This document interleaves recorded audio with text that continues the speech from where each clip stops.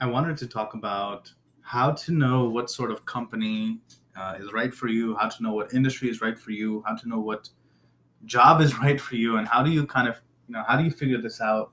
Because it's hard early in your career to know what direction to go after high school, after college, after your grad school. Um, it's hard to pick the company, it's hard to pick the industry, it's hard to pick the role. So I just kind of want to share how I've made those decisions. Again, a lot of this is just some of it, most of it will be relevant, recent information. Some of it will be old, because drawing from you know my earlier career experiences, that stuff is obviously a little bit more far removed.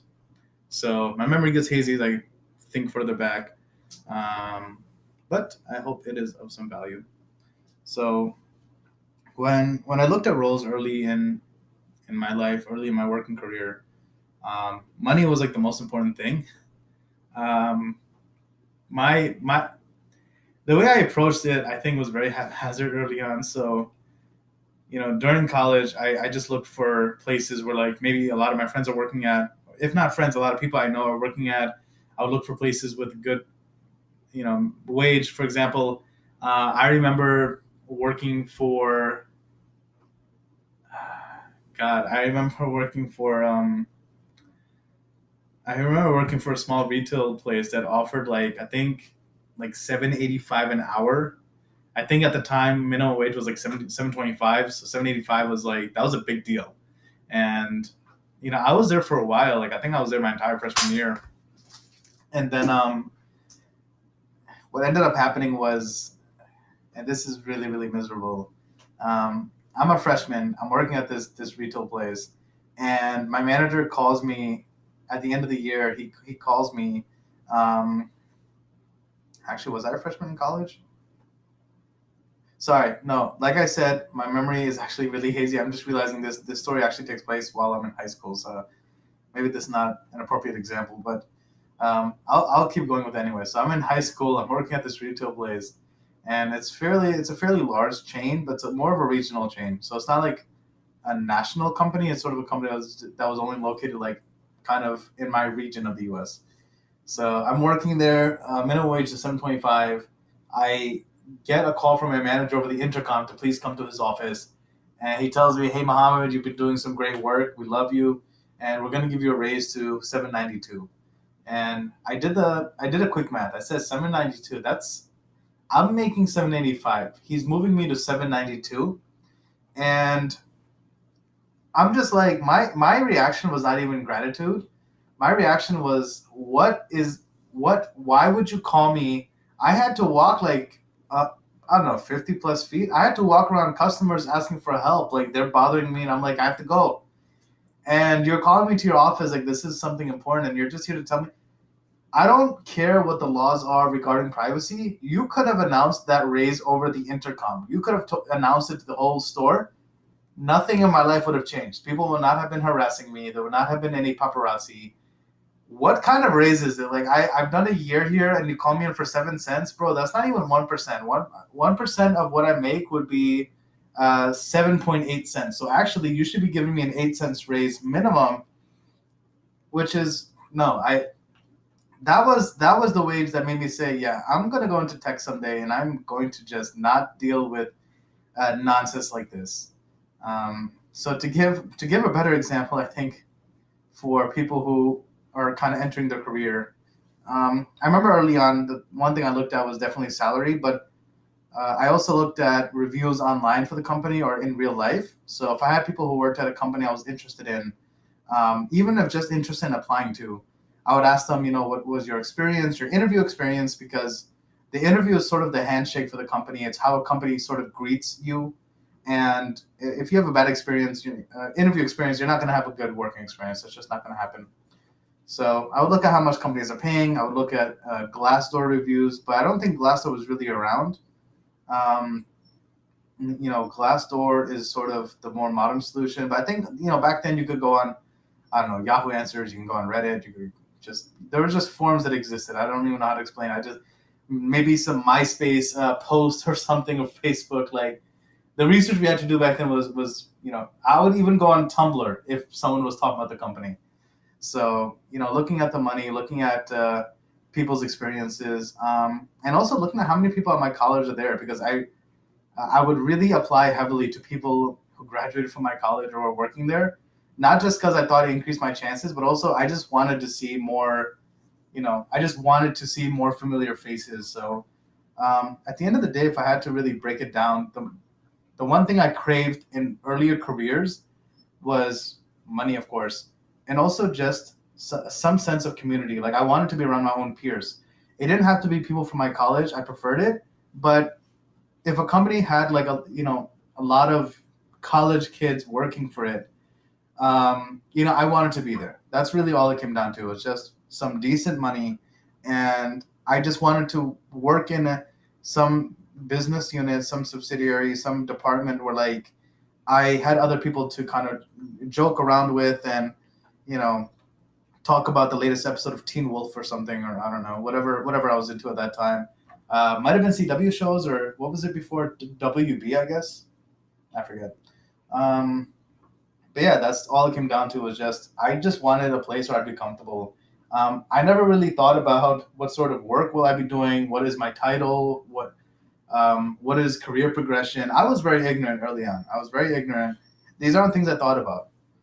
So when I say what I did was outdated, it really just came down to money and can I hang out at work.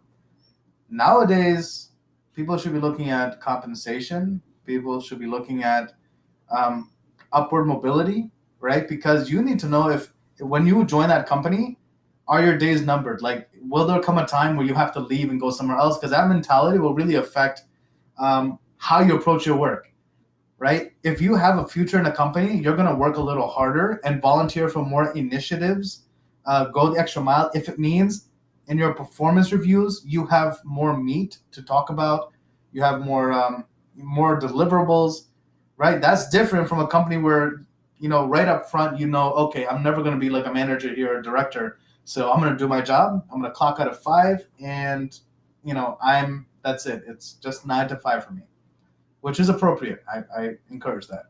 So, now you definitely look at compensation, definitely look at career progression, opportunities, definitely look at work culture. So Glassdoor is an amazing resource. I heavily encourage people to look at it.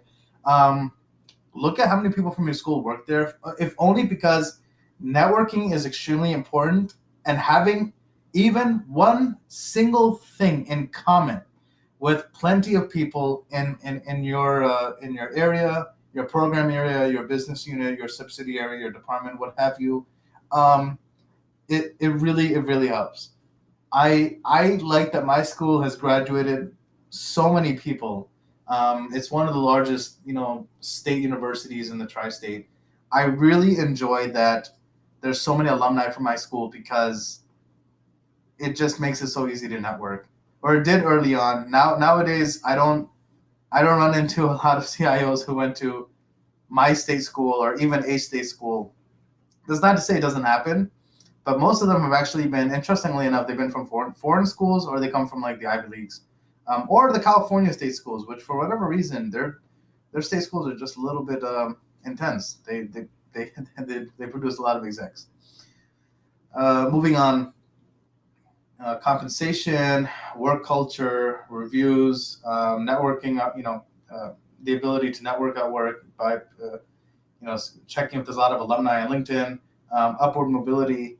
Also, just not just base salary, but what benefits does a company offer? Not all benefits are equal. Some companies have you paying like $200 per paycheck for like the basic Blue Cross Blue Shield that covers, I don't know, the flu shot once a decade and nothing else. And then you have some companies that say, oh, we pay all the premiums, and like you will never have to pay for your portion of the insurance or something like that. And that's pretty cool. So, looking at those benefits, looking at the 401k match, no company should be paying less than 5%. That's the minimum. And I think that's the minimum that should be set by, like, I don't know, the world government. Like, I don't think any company in the world should be paying less than like 5%. 10% even is sort of just, 8% is kind of considered presentable. 10% is considered sort of the minimum to be adequate. If it's below 10%, if it's below 8%, then it's really just, at 5%, they're basically telling you, I'm giving you the minimum that I can I can give you before people just start leaving or just not even applying to us anymore.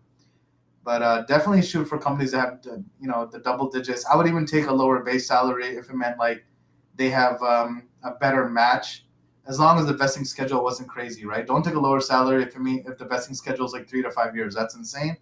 But companies that vest after 90 days, the vesting schedule. Also look at that. If they vest after 90 days, that's really good.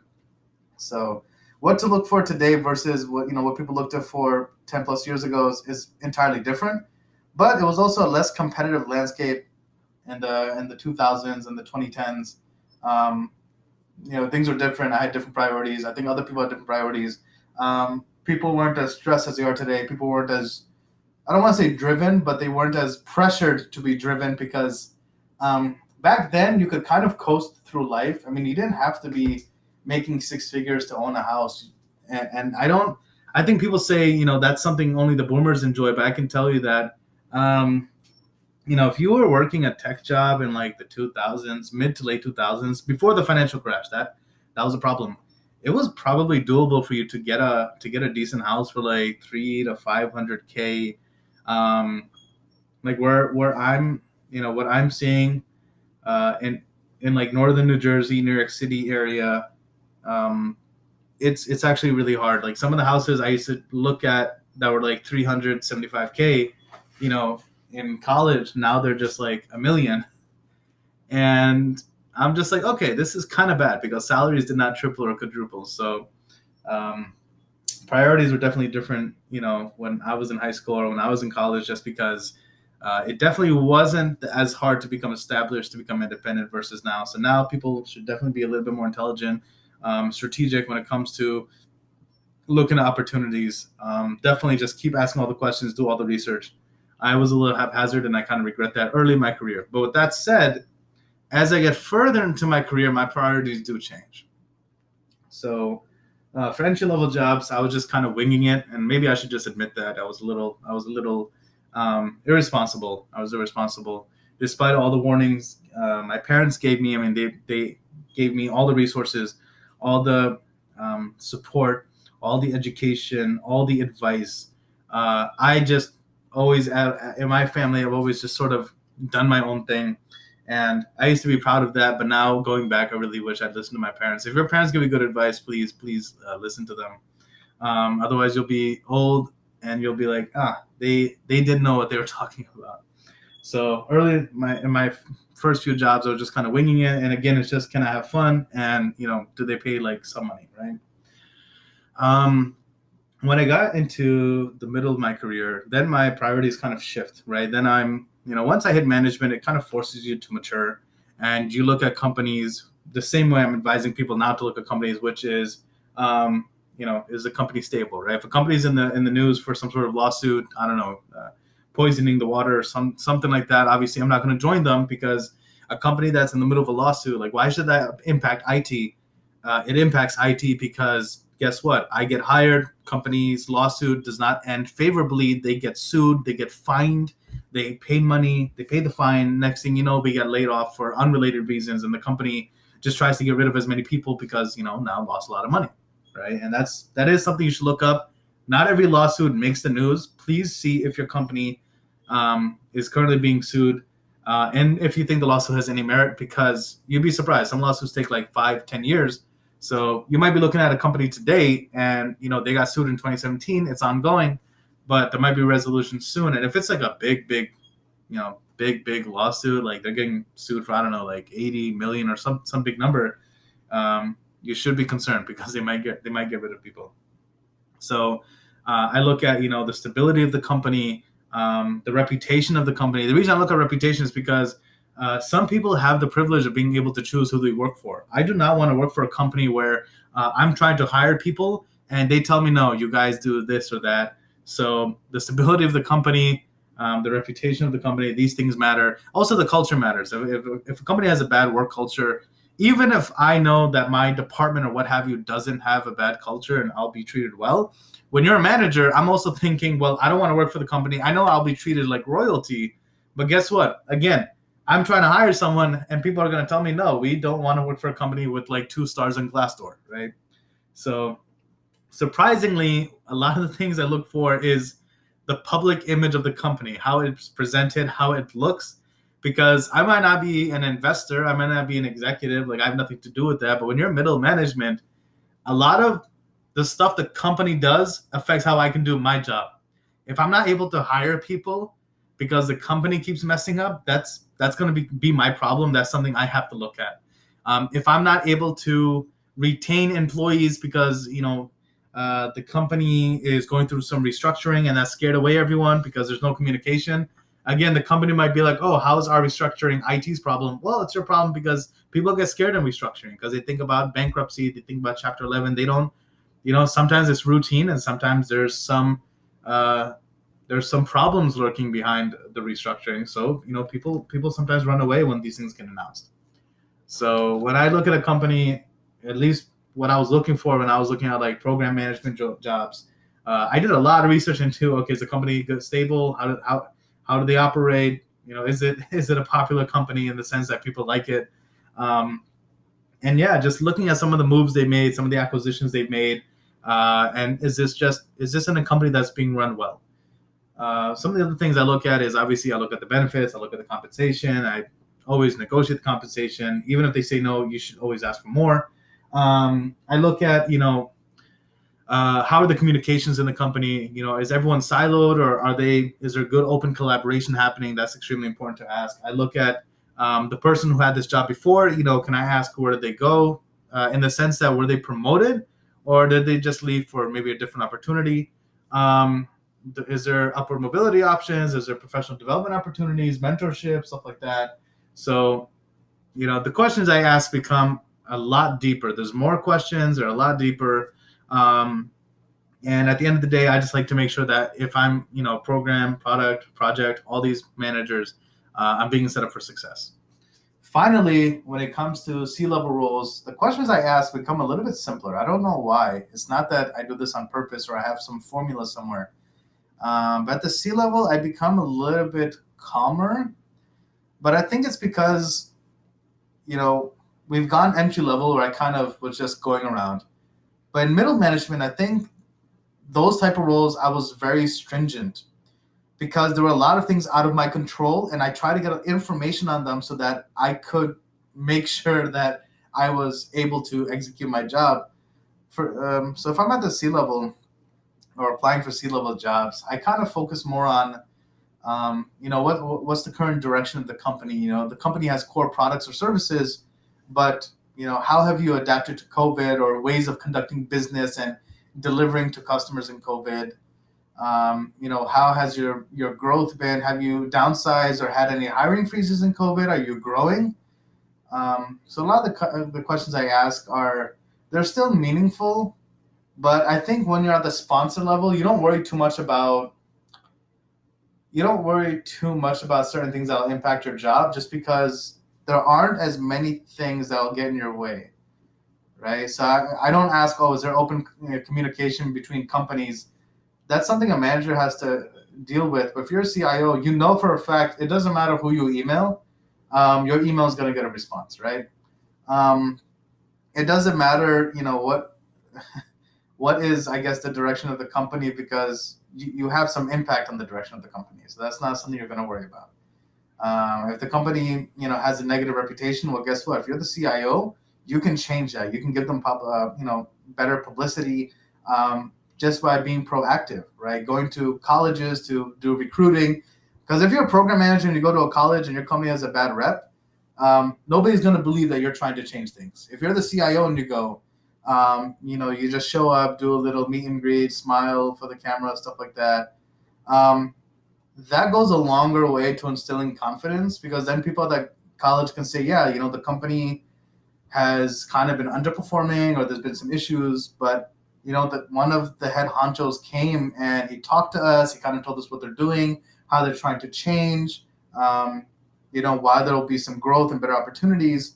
So when interviewing for C-level ops, I think I'm a little bit relaxed. I'm a little bit less journalistic and a little bit less, curious just because I know that a lot of things I worry about in lower level roles, I don't have to worry about just because I know I'll have the latitude to affect change. I'll have the latitude to be efficient, to be empowered, to execute, and I'll be able to control things to make them better for other people, right?